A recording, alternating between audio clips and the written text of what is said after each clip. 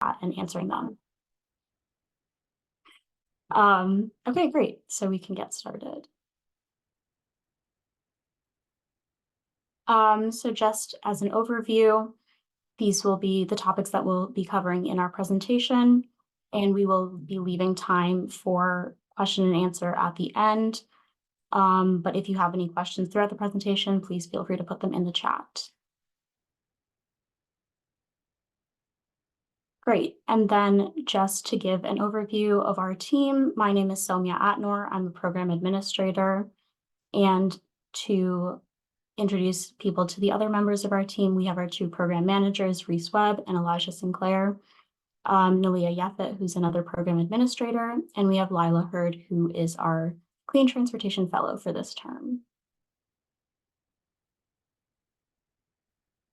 So a little bit about the Massachusetts Clean Energy Center. MassCEC funds climate solution innovation to meet Massachusetts emission reduction goals while growing the state's clean energy economy. And some of our four main focus areas are high performance buildings, net zero grid, clean transportation, and offshore wind, all of which you can learn more about on the MassCEC website. So one of the main challenges or problems that our team focuses on is the fact that impacts of pollution are not felt equally across the state. For example, people of color experience 26 to 36% more vehicle pollution than white residents. And so part of our mission is to ensure equitable benefits to underserved and overburdened populations, as well as address inequities in the clean transportation sector. And to the right on the map, you can see the map of environmental justice communities across Massachusetts, and some of the criteria that are met by each of those regions. And the slides that will be posted will also include a link to an interactive map and the definition of EJ populations across Massachusetts. So the first round of ACT4All, or Accelerating Clean Transportation for All, was launched in 2022, and the team funded 10 projects that totaled $5 million. The topic areas of those projects were slightly different than this round that we will get into, but those included electric bikes, EV consumer education, ride for hire electrification and incentives, and e-cargo bike delivery. And some of the results of that round that we've highlighted are that there are currently 9 pilot projects running across Massachusetts. There were 512 e-bikes that were deployed and 9 electric rideshare vehicles on the road. And to the right on the map, you can see the spread of those projects across Massachusetts, and they are continuing to run as well. So getting into this round of ACT4All 2, MassCEC and the Clean Transportation team released an RFP earlier in February, and we have $7 million in funding total and anticipating grants of $500,000 to $1 million. And some of the goals that we hope to focus on with the projects run under this program are to demonstrate scalable, equitable paths to decarbonization, maximize greenhouse gas emissions, to serve underserved and overburdened populations, demonstrate efficient and effective program delivery that reaches priority populations, and the projects will represent the diversity of Massachusetts communities from a geographic, demographic, and socioeconomic lens. Overall, successful projects will be replicable, scalable, innovative, and equitable. And the topic areas that this round of ACT4All will be focusing on are electric vehicle charging station access, regional transportation authority decarbonization, and expanding access to economic opportunities. And I will turn it over to Nalia to go into the topic areas a little further and the application materials. Great, thanks, Soumya. So yeah, like Soumya said, we have those 3 main topic areas we're covering. And so I'll start with EV charging station access. So the main goal of this topic area is to expand EV charging station access for residents who don't have a dedicated garage or driveway, or place to just charge overnight.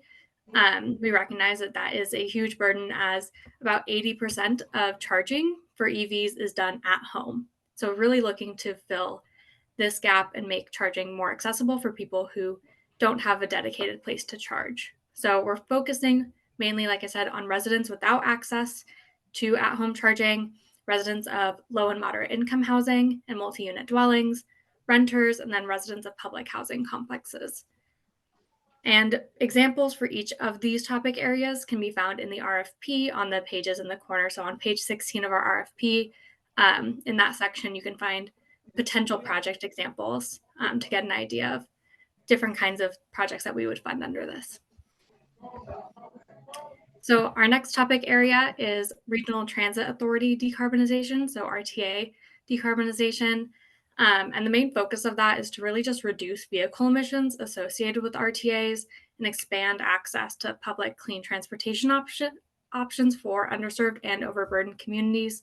So really focusing on urban and rural communities, older adults and people with disabilities, and low and moderate income communities who would benefit from increased access to clean public transportation.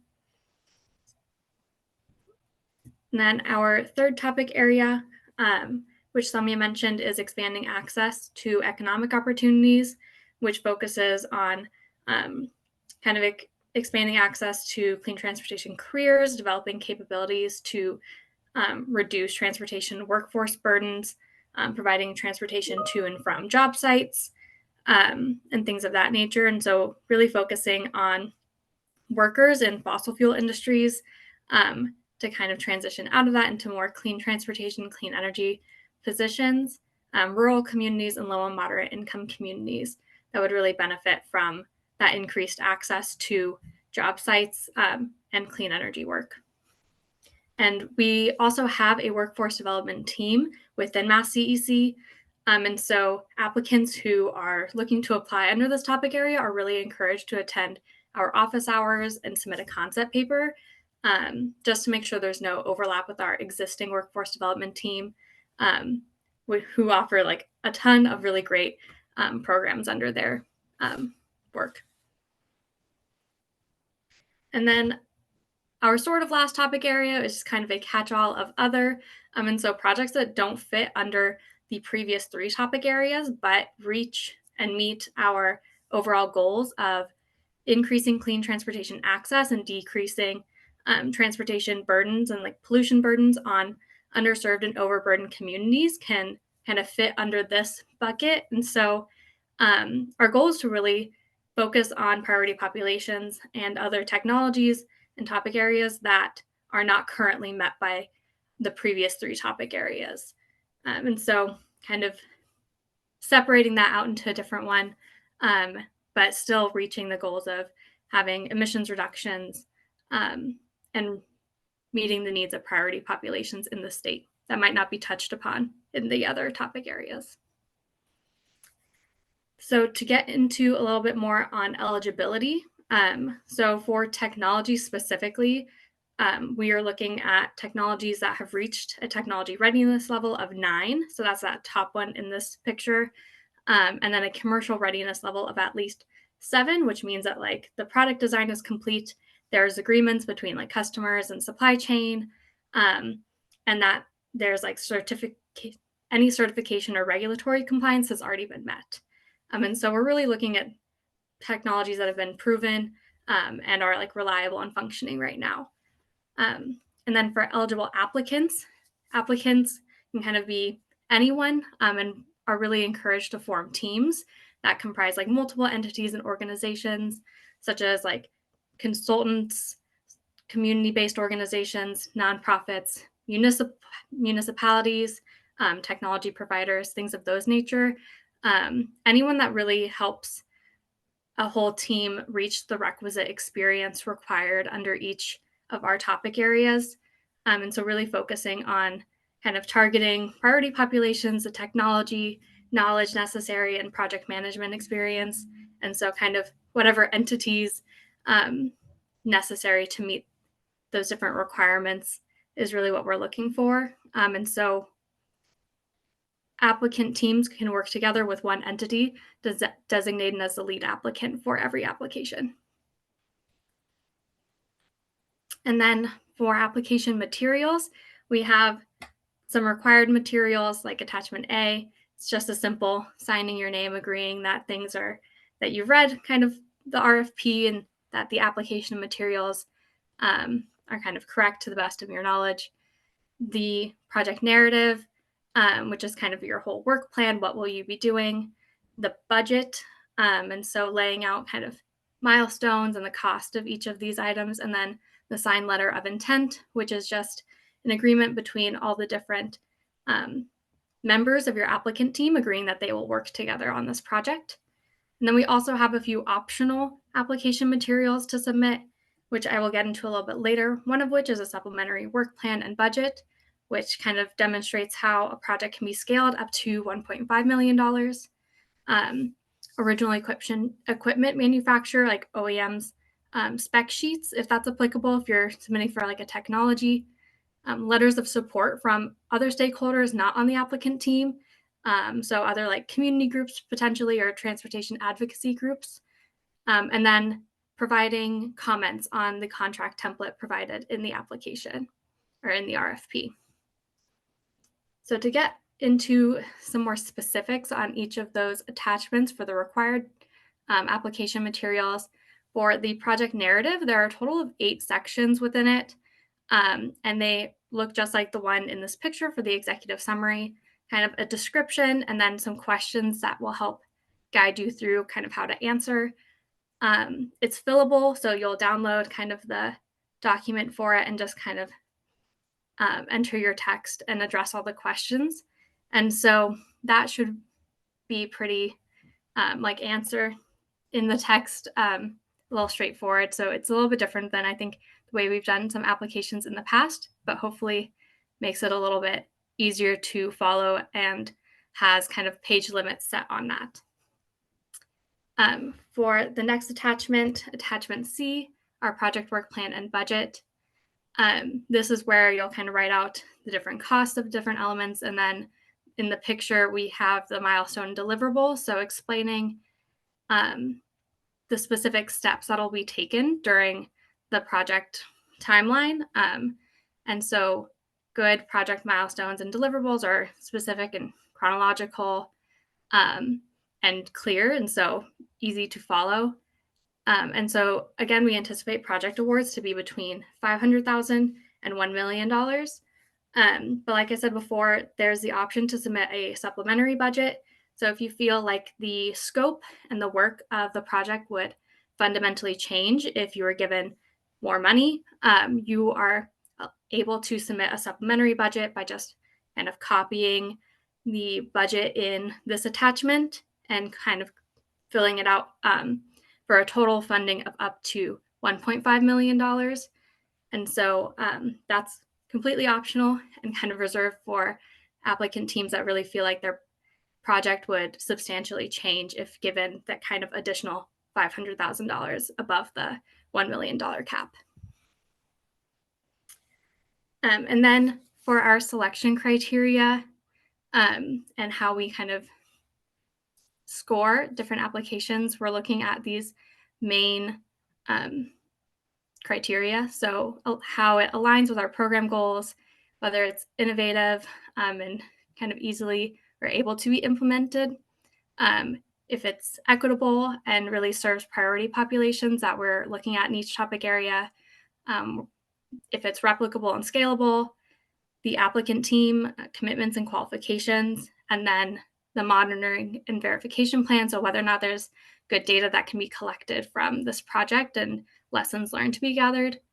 And so kind of we also have like the overall guiding principles that are kind of built into these of innovative, replicable, and scalable projects. And so there's a subset of questions tagged onto each of these descriptions on page 9 of the RFP that kind of lends itself to a little bit more detail and specificity for what to consider when pulling together an application. And I will pass it to Soumya to go over the application resources. Thanks, Malia. So I will be talking about some of the optional additional resources that are available to applicant teams, the first of which is a financial assistance grant. Applicant teams can submit financial assistance grant applications that would award them $7,500 and will be given on a rolling basis until May 15th, 2024. This additional funding can be used in a number of different ways, including networking with other organizations to conduct research, or to compensate staff time to develop an application. The eligible applicants include community-based organizations, nonprofits, and towns and municipalities. And if approved, MassCEC will send your team a letter agreement.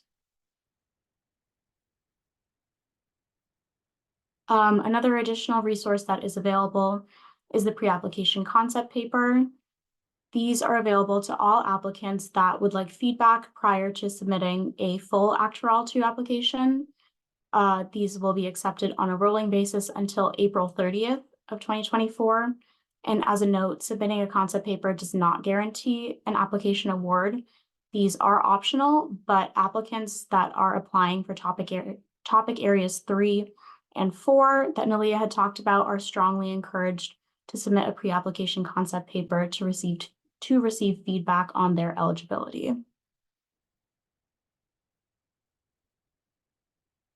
Another resource that is available is to join our Slack channel for ACT4All 2. This is a platform that's intended to provide prospective applicants and applicant teams with a place to share ideas and form partnerships and network with other people.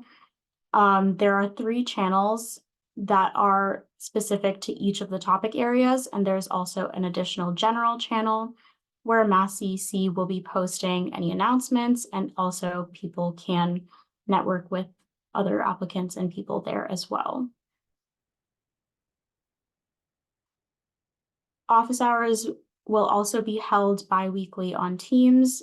Applicant teams and individuals can sign up for 15-minute slots. And these will be held on a bi-weekly basis. And as an additional note, MassCEC can add more office hours if the need arises. But the registration link will be linked in the slides, as well as it is being dropped in the chat as well. In addition to office hours, MassCEC is also hosting group information sessions. These are slightly different. These will be open networking sessions for each of the topic areas. And this is a place for people to attend to network and share ideas on specific topic areas.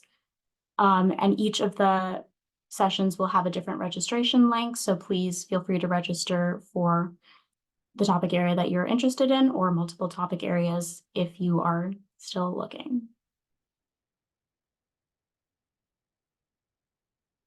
For questions for our Clean Transportation team on ACT4All, on the application process, or any questions for our team in general, these will be accepted on a rolling basis until May 15th, and they will be posted on our ACT4All 2 website every other Friday, starting this coming Friday, March 1st.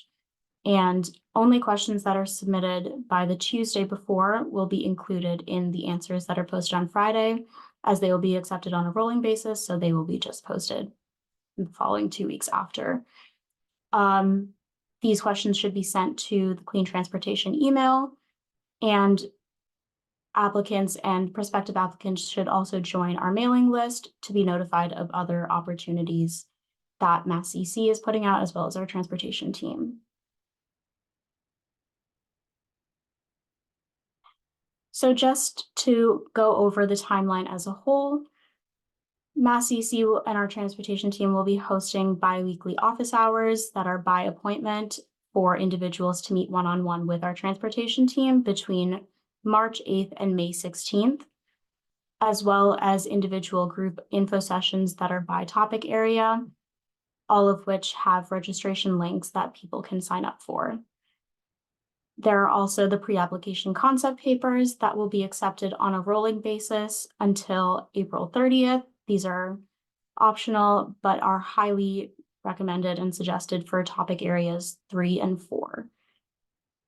Questions submitted to our transportation team on ACT4All 2 will be accepted on a rolling basis until May 15th, and they will be posted to our website bi-weekly on Fridays. the financial assistance grant applications that would award eligible teams $7,500 to for the Act for All 2 application will be accepted on a rolling basis until May 15th. And our final application deadline for the full Act for All 2 application is due on May 31st, 2024. That should be submitted to our transportation email by 4 p.m. Eastern Time.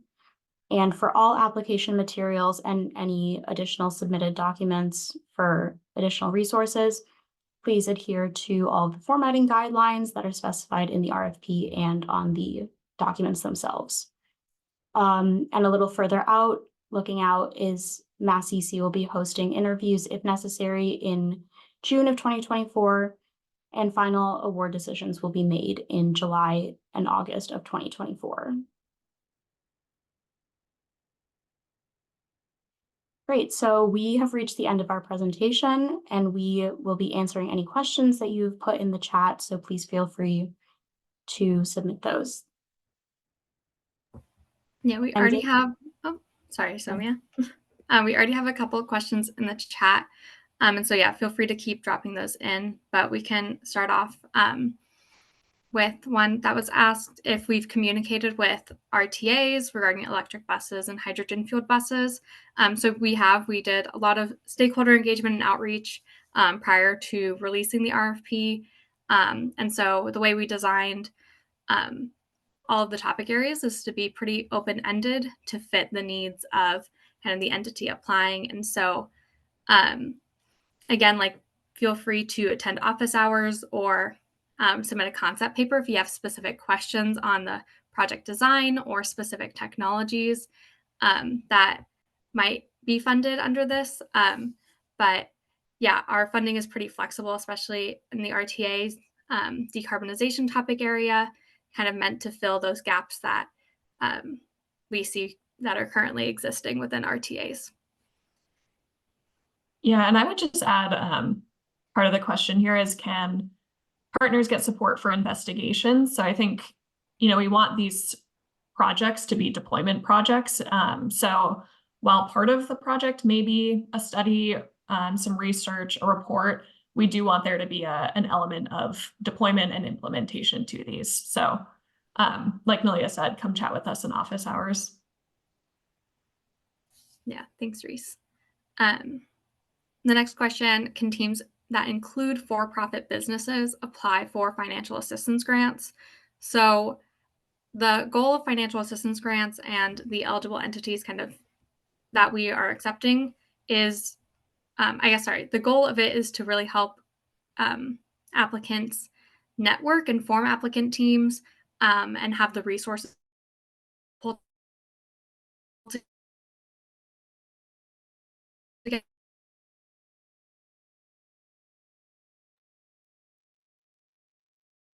It might just be me, but I think Malia's freezing a little bit. Sorry about that, everyone. But yeah, sorry. I don't know where I cut off. If Reese, you want to finish whatever thought I might have cut off at. Yeah, no worries. Yeah, so for-profit entities are not eligible for financial assistance grants, but if you do have a nonprofit or community-based organization or a municipality on your team, they can apply for a financial assistance grant. And multiple team members can apply for a financial assistance grant.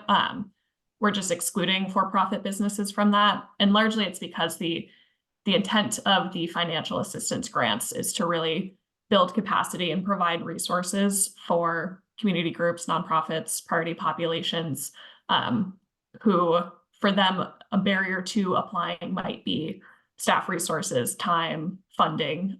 So we're really just trying to fill that gap there, which is why we've excluded for-profit entities.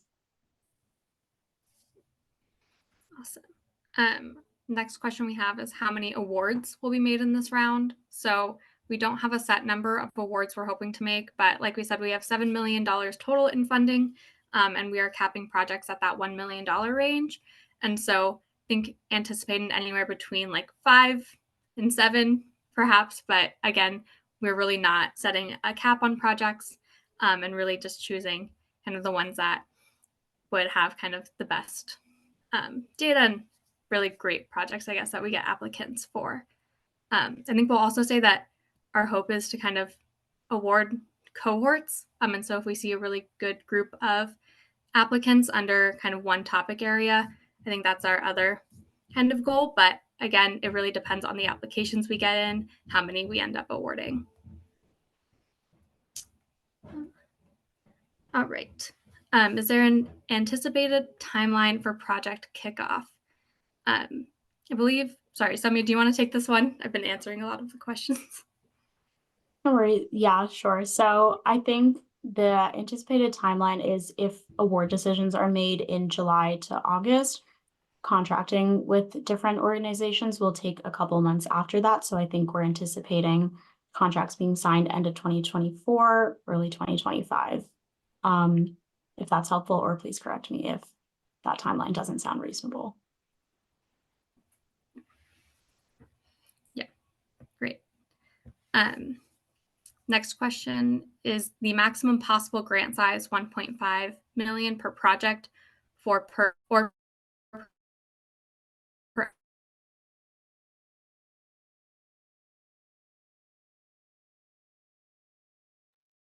Emily, I think we're losing you a little bit again. Yeah, so sorry about Sorry. that. My internet was so strong before, but sorry. So the 1.5 million is again the supplementary kind of budget that you can submit for.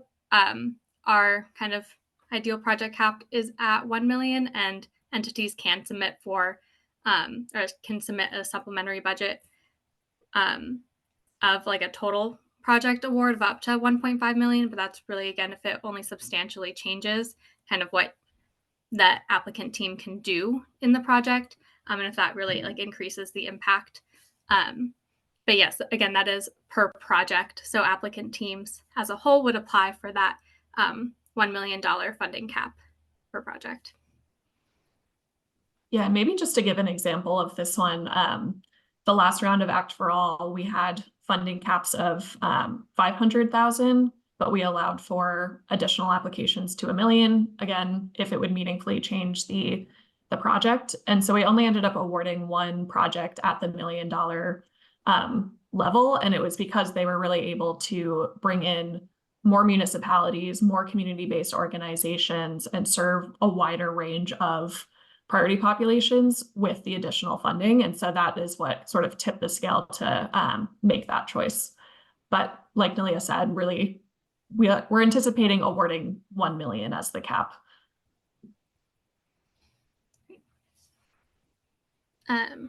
So can a regional planning agency apply as a regional application with several municipalities? So yes, we're allowing applicant teams, again, they can kind of be comprised of any kind of combination. And so if that's a regional planning agency applying on behalf of several municipalities, like that's definitely acceptable under our program.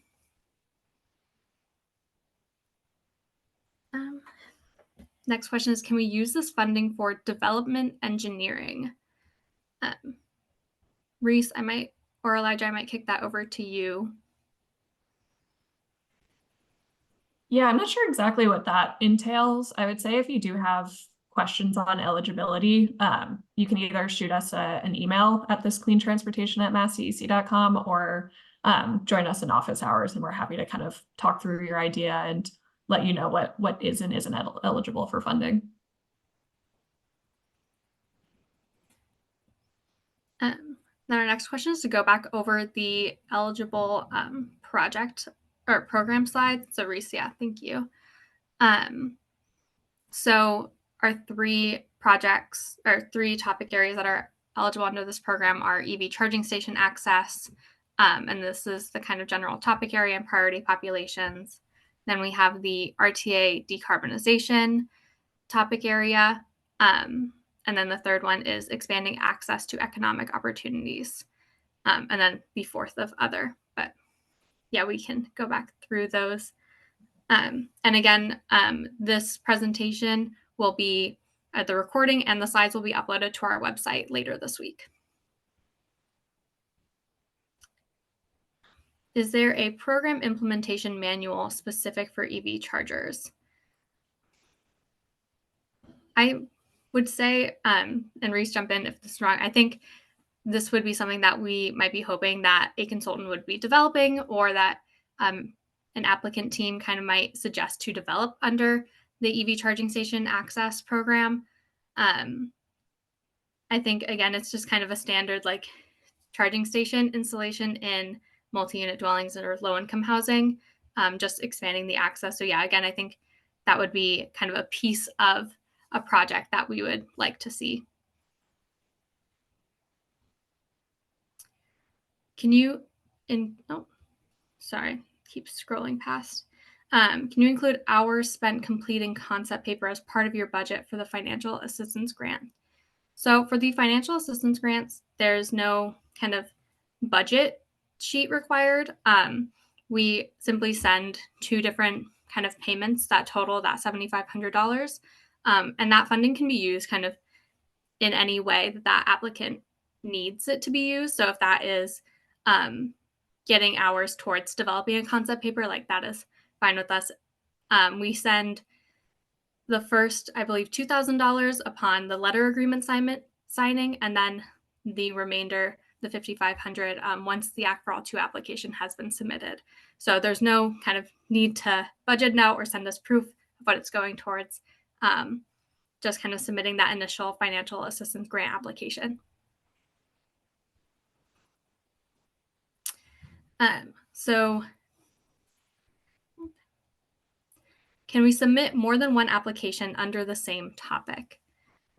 Yes, applicants can be a part of more than one applicant team and can indeed submit applications under the same topic or different topic areas, as long as those projects are like distinct and different.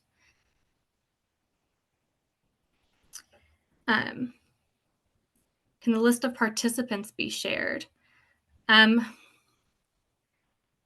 Reese, I don't know if we are able to share that. But again, we have the Slack channel that's available for people to network and connect on, that has kind of the specific topic areas, where you can, connect with other interested applicants and form applicant teams that way. Yeah, and I think the topic specific info sessions will be helpful as well. So you can join those and see, you know, who else is interested in a project in that area, and potentially form teams that way. The Slack channel will be the best place to go. You know, we always hear different project ideas and partners in office hours as well. So, you know, if we hear from a municipality who's looking for a charging station provider, that's a connection that we can make from office hours also. So I would say Slack would be the best place to do it, but there are some other options.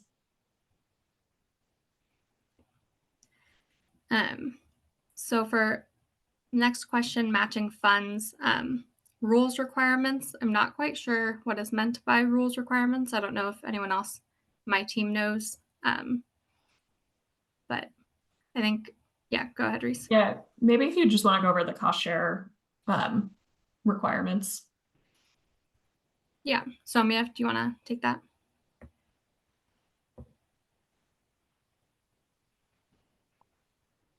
Sure. So I think in terms of cost share, there isn't a explicit amount of cost share that's required for each of the program applicants. So in terms of matching funds, I think that will need to be specified in the budget table. If you are receiving external funds, there is a separate sheet on the Excel sheet for specifying that. Is there anything else that I'm missing from that? Yeah. And I believe also for-profit entities are required to have some cost share. Again, we don't have like a specific amount, but they are required to provide cost share. But nonprofits and other organizations similar do not have to provide cost share. Thank you. So can we use the 500,000 to 1 million to install EV chargers at multiple locations? Yes, we would encourage people to kind of look at a lot of different geographic areas, and if that's kind of installing chargers at multiple locations, like great. Yes, I think is a short answer. Yeah, I would just add that keep in mind that the the point of these projects are to be innovative.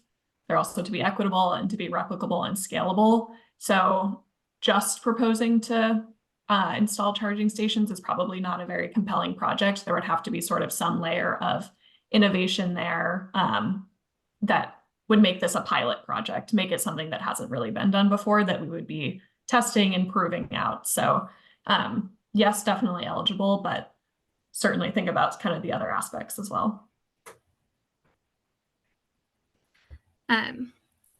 Will you provide a teaming list to connect up project providers with interested agencies, cities, RTAs, etc.? So again, we do have the Slack channel that has topic area specific channels for people to connect on.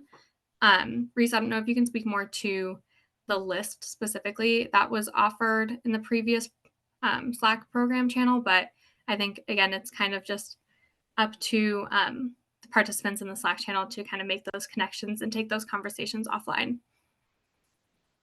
Yeah, I'm not recalling a specific list, but like Nelia said, encourage you to introduce yourself on the Slack channel, let people know, where you're coming from, what you're interested in, and what kind of partners you're looking for. And then once you start making connections, feel free to take those connections offline. Question about eligibility for churches, which with large social service programs. So churches would be, I believe, eligible for funding. They're classified as nonprofits. It would just depend on kind of the topic area and the actual project that you would be applying, or like the applicant team that you're applying with. But yes, churches would be eligible to apply. Will there be further rounds of ACT4All after ACT4All 2?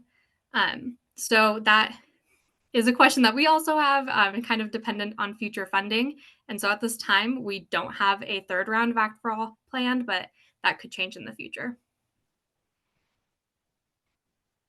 And then eligibility for topic area 1 specifically, that is open to kind of all entities. The only, I guess, eligibility exclusions that we have is for the financial assistance grants, in which for-profit organizations are excluded. But they are definitely not excluded from all the other topic area specific programs that we have. So does the lead applicant for the financial assistance grants, sorry, I lost my place, have to be the same lead applicant in the case of a cohort application? Nope. So the financial assistance grants are kind of more, I would say, like organization specific to help you pull together an application or form applicant teams. And so if you apply for a financial assistance grant, the only understanding is that you submit or are part of an applicant team that then submits an ACT4All 2 application. Yeah, to give another example of this, in the last round of ACT4All, we have a for-profit e-bike manufacturing company who's the lead applicant on one of our projects. They partnered with a community-based organization and some municipalities. Those community-based organizations and municipalities were able to get financial assistance grants, even though they were not the lead applicant. And 2 of them could have gotten a financial assistance grant from the same project. So it's really just that for-profit entities are excluded there. But it does not, you don't have to be a lead applicant to get a financial assistance grant.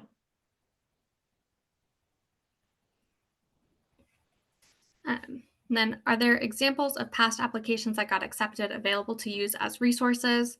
And so since we are a kind of quasi-public agency, we are subject to public records. And so if you would like to see kind of a successful application, you can submit a public records request and we will send kind of that application.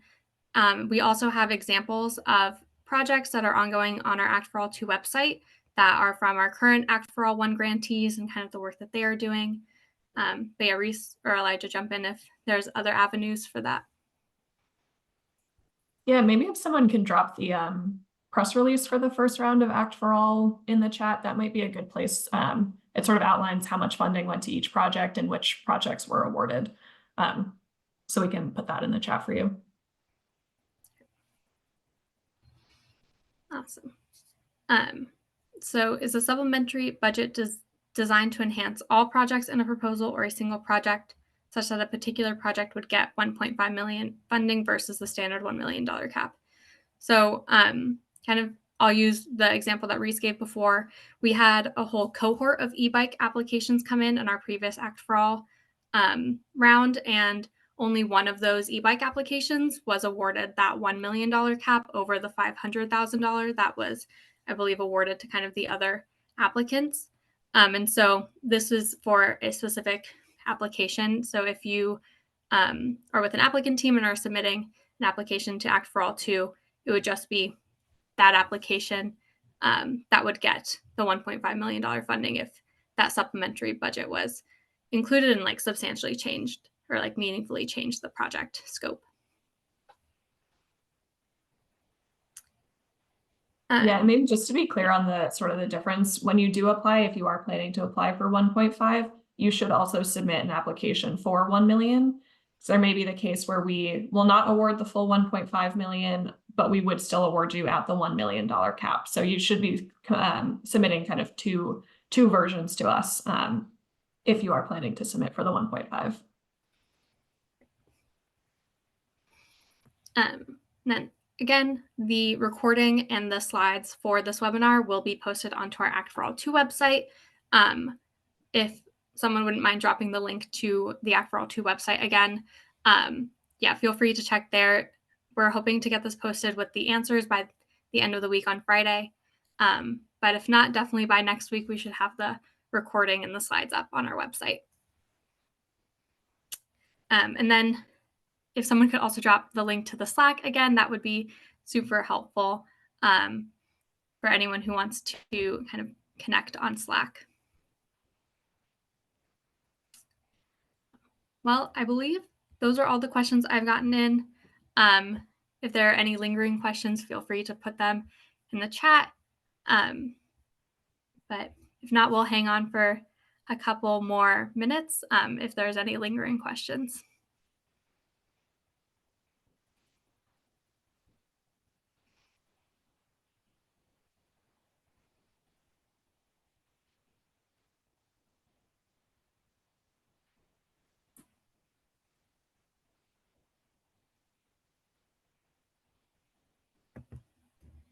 All right. Well, thank you all for coming. I know people are dropping off, but really appreciate you all attending the webinar. Thanks, everyone.